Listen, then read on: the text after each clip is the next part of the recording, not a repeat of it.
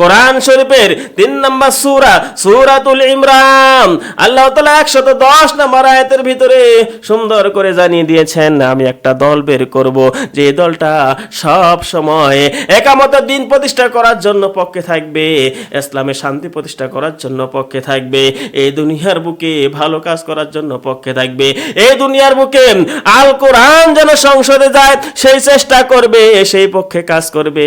এমন একটা দল আমি বের করে দিতে চাই। আল্লাহ তাআলা জানিয়ে দিয়েছেন, অসংখ্য মানুষের ভেতর থেকে আমি কিছু সংখ্যক মানুষ নিব, যে মানুষগুলো আমি আল্লাহ তাআলার পথে ফি সাবিলিল্লাহর পথে রক্ত দিবে, জীবন দিবে, কিন্তু বাতিলের কাছে কখনো মাথা নত করবে না, অন্যায়ের কাছে কখনো মাথা নত করবে না, জুলুমের কাছে কখনো মাথা নত করবে না, জুলুম কারো প্রতি করবে না, অন্যায় কারো প্রতি করবে না, দুর্নীতি করবে না, বাটপারি করবে না, 2 নম্বরই করবে না, এমন একগুলো দল আমি আল্লাহ রাব্বুল আলামিন বের করে নিতে চাই। সম্মানিত ভাইরা আমার, আপনার কপাল যদি ভালো হয়ে থাকে ওই দলের অন্তর্ভুক্ত হয়ে যান, আল্লাহ রাব্বুল আলামিন যেন আমাদেরকে ওই দলের অন্তর্ভুক্ত করুন যে দলকে আল্লাহ রাব্বুল আলামিন ভালোবাসে। আল্লাহ তাআলা জানিয়ে দিলেন, কুনতুম খায়রা উম্মাতিন উখরিজাত লিন-নাস তা'মুরুনা বিল মারুফি ওয়া তানহাউনা আনিল মুনকার ওয়া তু'মিনুনা বিল্লাহ।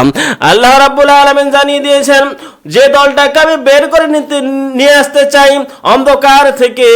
জুলুমকারীর হাত থেকে, যে দলটাকে আমি বাঁচাতে চাই, যে দলটাকে আমি দুনিয়াতে শান্তি প্রতিষ্ঠা করবে, এই দলটাকে আমি নিতে চাই, যে দলটা আখিরাতের ময়দানে আমি আল্লাহ তাআলার কাছে প্রিয় হয়ে যাবে, এই দলটাকে আমি নিতে চাই, যে দলের মানুষগুলো শান্তি প্রতিষ্ঠা করার জন্য, জান্নাতে যাওয়ার জন্য প্রতিযোগিতা করবে, এই দলটাকে আমি বের করে নিতে চাই। আল্লাহ রাব্বুল আলামিন জানিয়ে দিলেন, তোমরা কি জানো এই দলের লোকগুলো কিরকম হবে? শুনে নাও, আমি আল্লাহ তাআলা বললাম,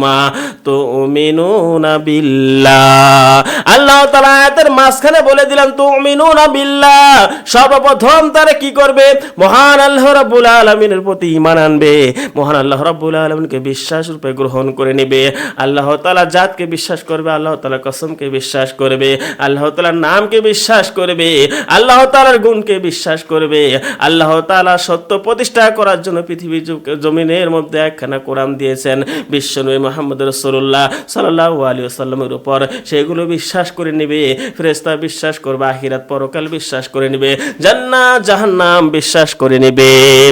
এই লোকগুলোর কথা আল্লাহ তাআলা সর্বপ্রথম বললেন, দেখবেন যাদের ভিতরে কথাগুলো আছে, যাদের ভিতরে গুণগুলো আছে,